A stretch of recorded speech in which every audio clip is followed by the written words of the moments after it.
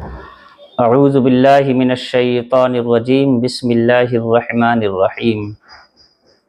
ان تبدوا الصدقات فنعما هي وان تخفوها وتؤتوها الفقراء فهو خير لكم ويكفر عنكم من سيئاتكم واللہ بما تعملون خبیر۔ یہ سورہ بقرہ کی آیت نمبر 271 ہے۔ اس میں اللہ رب العزت نے ارشاد فرمایا کہ اگر تم اپنے صدقات کو ظاہر کر کے دو تو یہ کیا ہی اچھی بات ہے، اور اگر تم اپنے صدقات کو فقراء کو پوشیدہ طور پر خفیہ طور پہ دو تو یہ اس سے بھی زیادہ بہتر ہے۔ فَهُوَ يُكَفِّرُ عَنْكُم مِّن سَيِّئَاتِكُمْ، اور اللہ رب العزت اس کی برکت سے تمہارے صغائر کو مٹا دے گا۔ واللہ بما تعملون خبیر، اور جو تم کرتے ہو اللہ ان سب سے باخبر ہے۔ یہ اس آیت مبارکہ کا ترجمہ ہوا۔ اصل میں اس کا شان نزول اس سے پہلی والی آیت سبب بنی اس آیت کے نازل ہونے کا، اور وہ اس طرح کہ جب اس سے پہلی والی آیت وما انفقتم من نفقۃ او نذرتم من نذر فإن اللہ یعلمہ وما للظالمین من انصار، جب یہ آیت مبارکہ نازل ہوئی جس میں اللہ رب العزت نے فرمایا کہ تم جو خرچ کرو یا جو منت مانو فإن اللہ یعلمہ، تو اللہ رب العزت سب کو جانتا ہے، وما للظالمین من انصار، اور ظالموں کا کوئی مددگار نہیں۔ جب یہ آیت مبارکہ نازل ہوئی کہ جس میں اللہ رب العزت نے فرمایا تم جس طرح بھی صدقہ کرتے ہو، اللہ کی راہ میں خرچ کرتے ہو، اللہ سب جانتا ہے، تو صحابہ کرام آقا کریم صلی اللہ علیہ وسلم کی بارگاہ میں حاضر ہوئے۔ امام رازی نے اس حدیث کو تفسیر کبیر میں بیان فرمایا، سألوا رسول اللہ صلی اللہ علیہ وسلم صدقۃ السر افضل ام صدقۃ العلانیہ، صحابہ آقا کریم صلی اللہ علیہ وسلم کی بارگاہ میں حاضر ہوئے اور عرض کیا، رسول اللہ اگر ہم علی الاعلان صدقہ کریں اس کو بھی اللہ رب العزت جانتا ہے، اور اگر خفیہ طور پر پوشیدہ طور پر صدقہ دیں کہ کسی کو پتہ نہ چلے، اللہ کو اس کی بھی خبر ہے، تو یا رسول اللہ صدقۃ السر یعنی خفیہ طور پہ صدقہ دینا افضل ہے یا علانیہ طور پہ صدقہ دینا افضل ہے، علی الاعلان صدقہ دینا افضل ہے یا پوشیدہ طور پر صدقہ دینا افضل ہے؟ صحابہ نے یہ پوچھا۔ جب یہ سوال کیا تو پھر یہ آیت مبارکہ نازل ہوئی کہ ان تبدوا الصدقات فنعما ہی، اگر تم اپنے صدقات کو ظاہر کر کے اعلان کر کے تم اللہ کی راہ میں صدقہ کرو تو یہ کیا ہی اچھی بات ہے۔ وَإِن تُخْفُوهَا وَتُؤْتُوهَا الْفُقَرَاءَ فَهُوَ خَيْرٌ لَكُمْ، اور اگر تم اپنے صدقات کو چھپا کر کے غرباء فقراء کو دو تو یہ اس سے بھی زیادہ بہتر ہے، اور اللہ رب العزت اس کے صدقے سے تمہارے صغائر کو معاف فرما دے گا، تمہاری برائیوں کو مٹا دے گا، اور جو بھی تم کرتے ہو اللہ اس سے باخبر ہے۔ تو اس آیت مبارکہ کے شان نزول کا سبب اس سے پہلے والی آیت بنی۔ اب ایک مسئلہ یہ ہے کہ علی الاعلان صدقہ دینا افضل ہے یا چھپا کر کے صدقہ دینا افضل ہے؟ تو علماء نے فرمایا صدقات واجبہ میں اعلان افضل ہے، تاکہ دوسرے لوگوں کو بھی رغبت پیدا ہو اور دوسرے لوگ بھی اس کی طرف راغب ہوں، جیسے کہ زکوٰۃ وغیرہ، اس میں اعلان افضل ہے۔ اور صدقات نافلہ،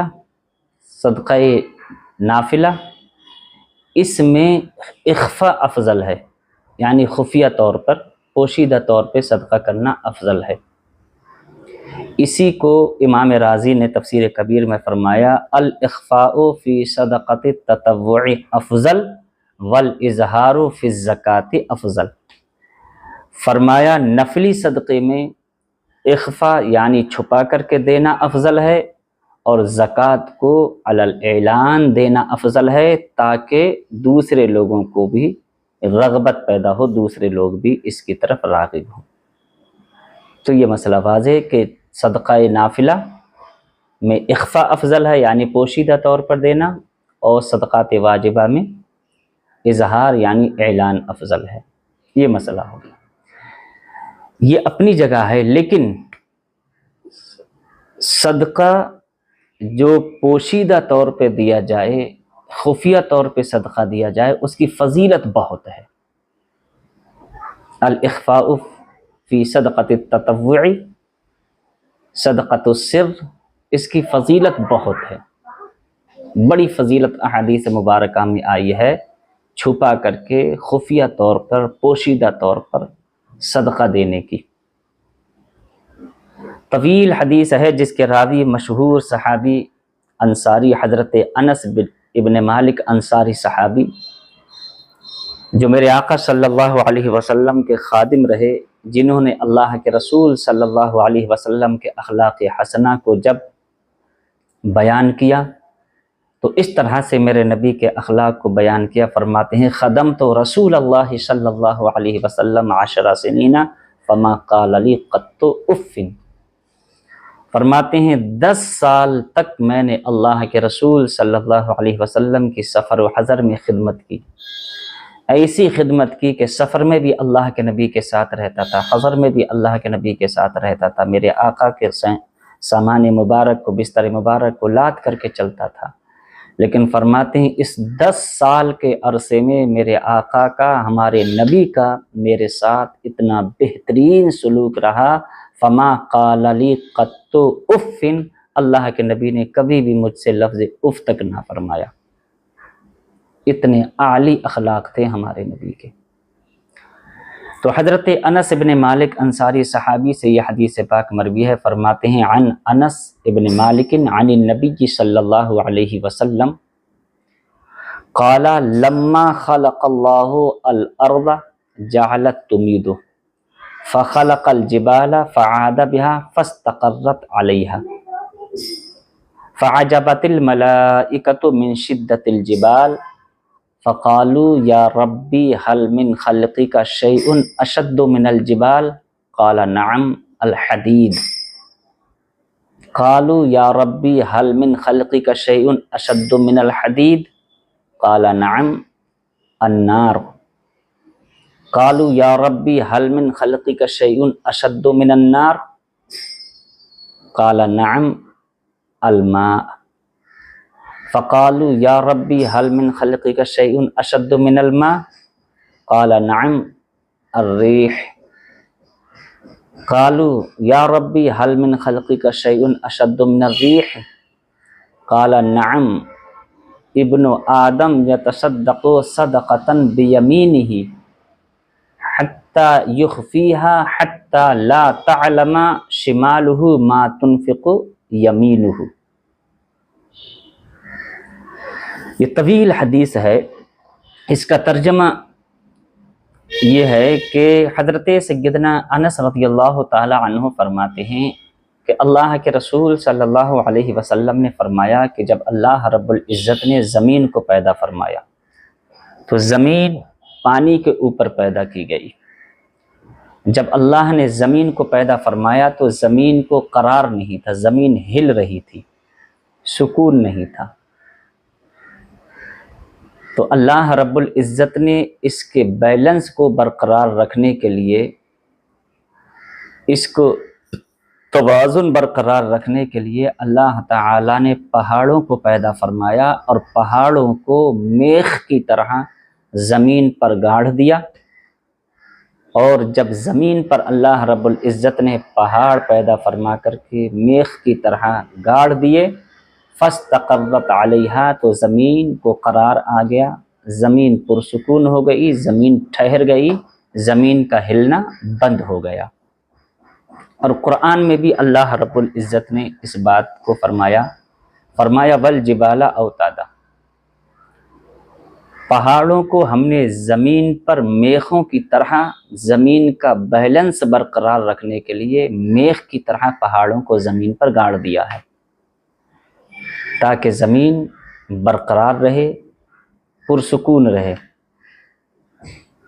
تو پہاڑوں کو اللہ نے زمین پر اس کا بیلنس برقرار رکھنے کے لیے، اس کا توازن برقرار رکھنے کے لیے میخ کی طرح گاڑ دیا۔ اور دوسری جگہ اللہ رب العزت نے ارشاد فرمایا والجبال ارساہا، اور ہم نے پہاڑوں کو زمین پر نصب کر دیا ہے۔ تو جب اللہ رب العزت نے پہاڑوں کو پیدا فرمایا اور پہاڑوں کو زمین پر جب رکھ دیا تو زمین کا بیلنس برقرار ہو گیا، زمین کا ہلنا بند ہو گیا، زمین کو قرار آ گیا، اتنے طاقتور پہاڑ۔ تو پھر فرشتوں نے فعجبت الملائکۃ من شدت الجبال، تو پہاڑوں کی طاقت، پہاڑوں کی شدت، پہاڑوں کی قوت سے تعجب کرتے ہوئے فرشتوں نے اللہ رب العزت کی بارگاہ میں عرض کی تھی یا ربی حل من خلقک شیء اشد من الجبال، اے اللہ پہاڑ اتنے طاقتور ہیں، اتنے سخت ہیں، اتنے قوی ہیں کہ انہوں نے پوری زمین کے بیلنس کو برقرار رکھا ہوا ہے۔ اے اللہ کیا تیری مخلوق میں پہاڑوں سے بھی زیادہ طاقتور کوئی اور مخلوق ہے جو پہاڑوں سے بھی زیادہ طاقتور ہو، پہاڑوں سے بھی زیادہ قوی ہو؟ قال نعم الحدید، تو اللہ رب العزت نے فرشتوں کو جواب دیا ہاں فرشتوں، میری مخلوق میں پہاڑوں سے بھی زیادہ طاقتور لوہا ہے، کیونکہ لوہا پہاڑوں کو کاٹ دیتا ہے۔ آج مشینری ہر ایک کے سامنے ہے، ایسی مشینیں کہ جنہوں نے پہاڑوں کا صفایا کر دیا، JCB وغیرہ پہاڑوں کو کاٹ کر کے رکھ دیا، بڑے بڑے بلند پہاڑ، لوہے کی مشینوں نے ان کو زمین سے صاف کر دیا۔ تو فرمایا ہاں میری مخلوق میں پہاڑوں سے زیادہ طاقتور لوہا ہے۔ فقالوا یا ربی حل من خلقک شیء اشد من الحدید، تو پھر فرشتوں نے پھر سوال کیا، عرض کی مالک و مولا کیا تیری مخلوق میں لوہے سے بھی زیادہ طاقتور کوئی چیز ہے؟ قال نعم النار، اللہ رب العزت نے فرمایا ہاں میری مخلوق میں لوہے سے بھی زیادہ طاقتور آگ ہے، کیونکہ آگ لوہے کو پانی کی طرح پگھلا دیتی ہے۔ اسٹیل پلانٹ میں چلے جائیے، NTPC وغیرہ میں لوہا جہاں سریا بنتی ہے، لوہا پانی کی طرح بہتا ہوا نظر آتا ہے۔ آگ سے اس کو اتنا گرم کر دیا جاتا ہے کہ آگ اس کو پانی کی طرح پگھلا دیتی ہے۔ تو اللہ رب العزت نے فرمایا ہاں میری مخلوق میں لوہے سے بھی زیادہ طاقتور آگ ہے، آگ لوہے کو پگھلا دیتی ہے۔ فقالوا یا ربی حل من خلقک شیء اشد من النار، قال نعم الماء، پھر عرض کی اے اللہ کیا تیری مخلوق میں آگ سے بھی زیادہ طاقتور کوئی چیز ہے؟ سوال فرشتے کر رہے ہیں، جواب رب دے رہا ہے۔ تو اللہ رب العزت نے فرمایا نعم، ہاں وہ پانی ہے، پانی آگ کو بجھا دیتا ہے،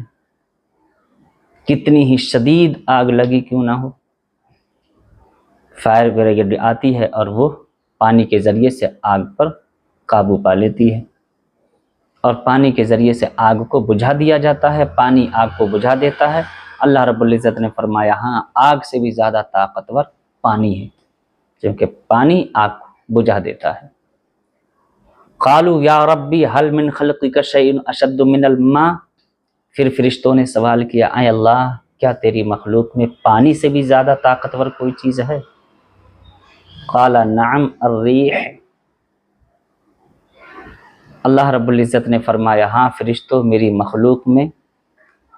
پانی سے بھی زیادہ طاقتور ہوا ہے، کیونکہ ہوائیں آتی ہیں اور پانی کو اڑا کر کے لے جاتی ہیں۔ تو فرمایا ہوا یہ پانی سے بھی زیادہ طاقتور ہے، ہوائیں پانی کو اڑا کر لے جاتی ہیں۔ پھر فرشتوں نے سوال کیا یا ربی حل من خلقک شیء اشد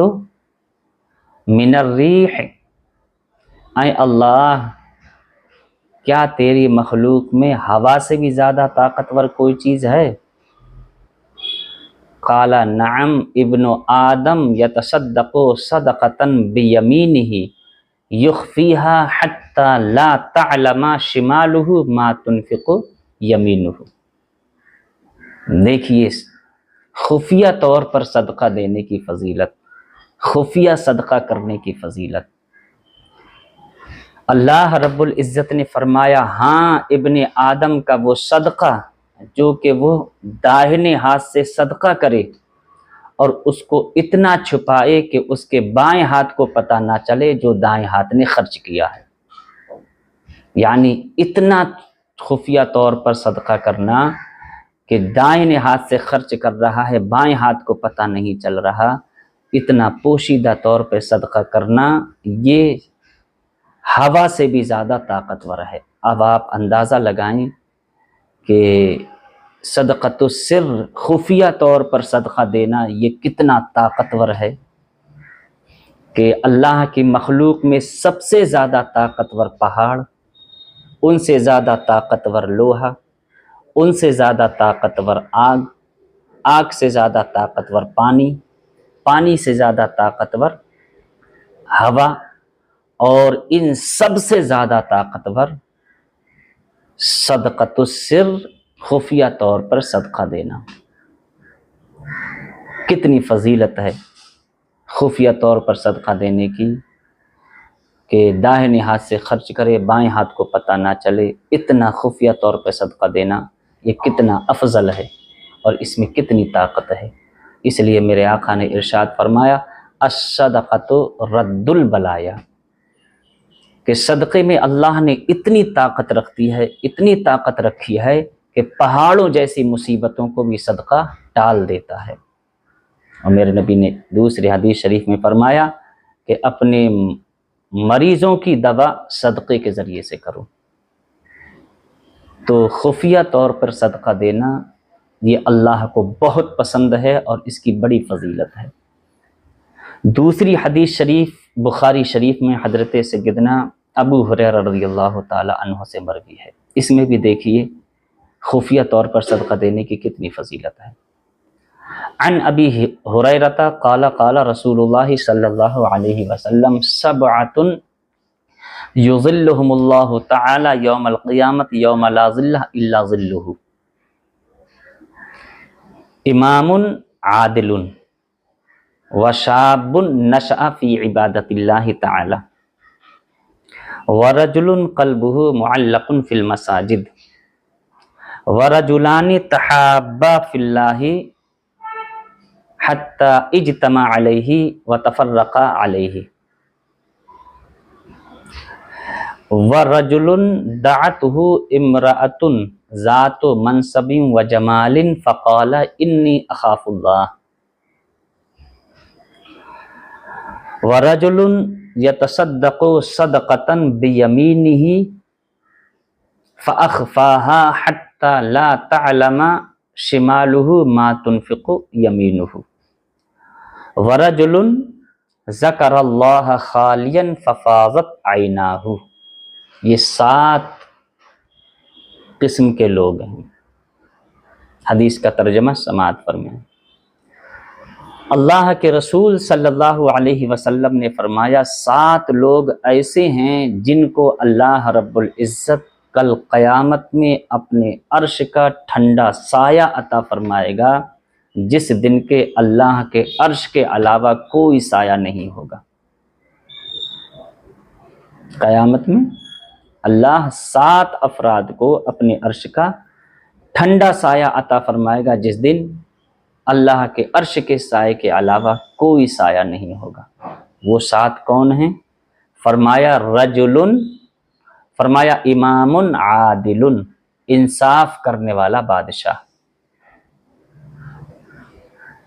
دوسرا فرمایا و شاب نشأ فی عبادت اللہ تعالی، دوسرا وہ شخص کہ جو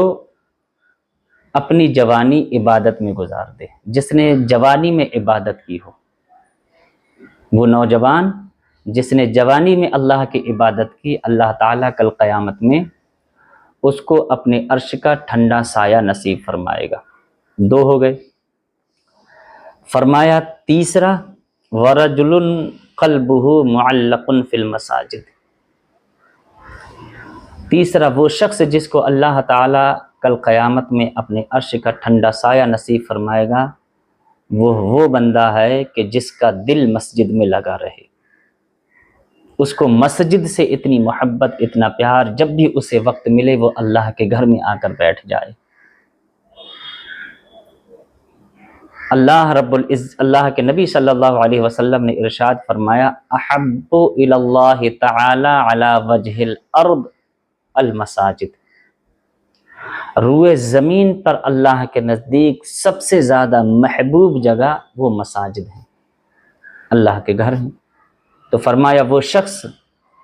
کہ جس کو اللہ کے گھر سے اتنی محبت ہو، مسجد سے اتنی محبت ہو کہ جب بھی اسے ٹائم ملے وہ اللہ کے گھر میں آ کے بیٹھ جائے۔ ہمارے نبی صلی اللہ علیہ وسلم اور صحابہ کرام کا یہ معمول تھا۔ حضرت علی کا جو ابو التراب لقب پڑا، تو حضرت علی کو جب تلاش کیا گیا تو حضرت علی بھی مسجد ہی میں ملے، اور جب بھی کوئی پریشانی آتی تھی صحابہ پر، پیارے آقا صلی اللہ علیہ وسلم کی حدیث شریف بھی ہے، تو وہ اللہ کے گھروں میں پناہ لیتے تھے۔ تو فرمائے وہ شخص جس کا دل مسجد سے لگا رہے، تیسرا۔ چوتھا فرمایا وَرَجُلَانِ تَحَابَّا فِي اللَّهِ حَتَّى اجْتَمَعَ عَلَيْهِ وَتَفَرَّقَ عَلَيْهِ، وہ دو شخص جو آپس میں ایک دوسرے سے محبت کریں تو اللہ کے لیے، ملیں تو اللہ کے لیے، اور جدا ہوں تو اللہ کے لیے، یعنی جو الحب فی اللہ والبغض فی اللہ کا مصداق ہوں، جن کی محبت آپس میں اللہ کے لیے ہو اور جدا ہوں تو پھر اللہ ہی کے لیے جدا ہوں۔ تو فرمایا یہ دو شخص، اور فرمایا وَرَجُلٌ دَعَتْهُ امْرَأَةٌ ذَاتُ مَنْصَبٍ وَجَمَالٍ فَقَالَ إِنِّي أَخَافُ اللَّهَ، پانچواں فرمایا وہ شخص کہ جس کو کوئی ایسی عورت دعوت گناہ دے جو حسن و جمال کی ملکہ بھی ہے، بڑی حسین و جمیل ہے، بڑی خوبصورت ہے، اور صرف حسین و جمیل ہی نہیں بلکہ ذات و منصب و جمال، جو کسی عہدے پر بھی فائز ہو، جو منصب و عہدے والی ہو، یعنی سب کچھ اس کے پاس ہو، چمڑی بھی ہے، دمڑی بھی ہے، خوبصورت بھی ہے اور پیسہ بھی ہے اور منصب بھی ہے، عہدہ بھی ہے۔ ایسی عورت جو خوبصورت ہو، منصب و عہدے والی ہو، کسی شخص کو دعوت گناہ دے،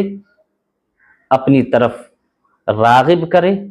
اور وہ اس کی دعوت گناہ کو یہ کہہ کر کے ٹھکرا دے انی اخاف اللہ، میں اللہ سے ڈرتا ہوں، میں تیری بات سے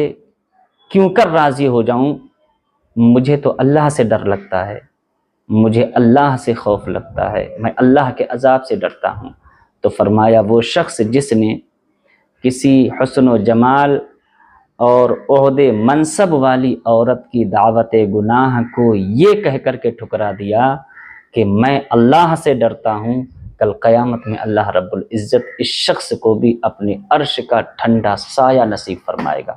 جس دن اللہ کے عرش کے علاوہ کوئی سایہ نہیں ہوگا۔ 5 اور چھٹا جو عنوان گفتگو ہے، میرے آقا نے فرمایا چھٹا وہ شخص ابن آدم یتصدق صدقۃ بیمینہ فاخفاها حتی لا تعلم شمالہ ما تنفق یمینہ، فرمایا چھٹا وہ شخص، وہ ابن آدم کہ جو صدقہ کرے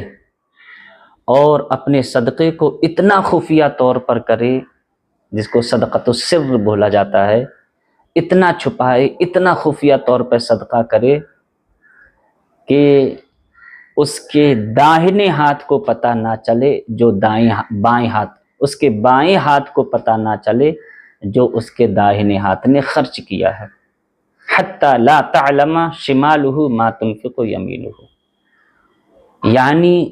اتنا پوشیدہ طور پر صدقہ کرے، کسی کو بھی چپکے سے صدقہ کر دے اور اس کا اعلان اظہار نہ کرے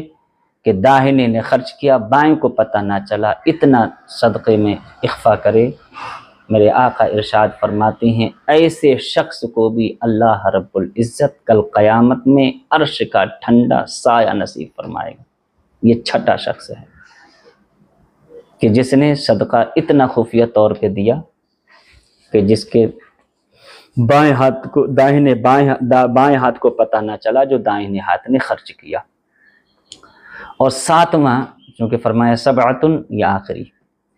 فرمایا ساتواں وہ شخص کہ رجل ذکر اللہ خالیا ففاضت عیناہ، فرمایا ساتواں وہ شخص جس کو اللہ اپنے عرش کا ٹھنڈا سایہ نصیب فرمائے گا، یہ وہ ہے کہ جس نے تنہائی میں اللہ کا اتنا ذکر کیا، اللہ کو اتنا یاد کیا کہ ذکر خدا کرتے کرتے اس کی آنکھوں سے آنسو بہہ گئے، آنکھوں سے آنسو نکل آئے۔ تو جو شخص تنہائی میں اللہ کا اتنا ذکر کرے کہ ذکر خدا کرتے کرتے اس کی آنکھوں سے آنسو بہہ جائیں، میرے آقا ارشاد فرماتے ہیں ایسے شخص کو بھی اللہ رب العزت کل قیامت میں اپنے عرش کا ٹھنڈا سایہ نصیب فرمائے گا۔ تو ان 7 افراد کو اللہ رب العزت اپنے عرش کا ٹھنڈا سایہ نصیب فرمائے گا، جن میں سے چھٹے نمبر پر وہ شخص بھی ہے کہ جس نے صدقہ خفیہ طور پر دیا، اتنا پوشیدہ طور پر صدقہ دیا کہ اس کے بائیں ہاتھ کو پتہ نہیں چلا جو دائیں ہاتھ نے خرچ کیا۔ تو اس حدیث شریف میں بھی صدقۃ السر کی فضیلت ہے کہ خفیہ طور پہ صدقہ دینا یہ اللہ کو کتنا پسند ہے۔ اور جو چھٹا 7واں جو ہے جو اللہ کا یا ذکر کرتے کرتے اس کی آنکھوں سے آنسو بہہ جائیں، یہ تو حدیث مکمل ہوئی۔ لیکن اللہ کے ذکر میں رونا یہ ایک الگ عنوان ہے، انشاءاللہ پھر کبھی گفتگو ہوگی۔ ایک حدیث شریف میرے آقا صلی اللہ علیہ وسلم نے فرمایا کہ اللہ کی یاد میں رونا یہ رب کو بہت پسند ہے۔ فرمایا من بکا من خشیت اللہ تعالی تتہافت عنہ ذنوبہ کما یتہافت البرق عن الشجر، اور من بکا من خشیت اللہ تعالی لا یلج النار کما لا یلج اللبن فی الضرع۔ اللہ کے نبی نے فرمایا جو بندہ اللہ کے خوف سے روتا ہے تو وہ اس کے جسم سے ایسے گناہ جھڑتے ہیں کہ جس طرح موسم سرما میں درخت سے پتے گرتے ہیں۔ اور فرمایا جو اللہ کے خوف سے رو جائے تو وہ جہنم میں اسی طرح داخل نہیں ہوگا جیسے کہ دودھ دوبارہ تھنوں میں داخل نہیں ہوتا۔ تو بہرحال خفیہ طور پر صدقہ دینے کی بڑی فضیلت ہے، لیکن یاد رکھیے علماء نے جو فرمایا ہے الاخفاء فی صدقۃ التطوع افضل والاظہار فی الزکوٰۃ افضل۔ صدقہ نافلہ میں اخفاء یعنی پوشیدہ طور پر دینا یہ افضل ہے، اور زکوٰۃ